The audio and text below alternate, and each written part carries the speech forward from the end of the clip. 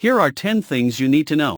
Eric Partaker has got it right with this quote, because leadership isn't a title, it's a mindset, and it's how you show up before the promotion lands. Here's what I wish someone had told me sooner. 1. Your energy sets the tone. People watch how you handle pressure, not just how you celebrate wins. 2. Consistency builds trust, not charisma, not grand gestures, just showing up again and again. 3. You manage tasks, but you lead people, and people come with feelings, lives, and complexity. 4. Your job isn't to have all the answers, it's to create the space for others to find them. 5. Listening is your superpower. The best leaders talk less and understand more. 6. You will need to have hard conversations. Avoiding them only delays growth. 7. You don't need to be liked by everyone, but you do need to be respected. 8. Micromanaging kills creativity. Trust your team. Back them. Let them fly. 9. You grow with your team, not above them. When they rise, so do you. 10. Boundaries matter. Leading doesn't mean being available 24/7. If you're already thinking like a leader, the title is only a matter of time.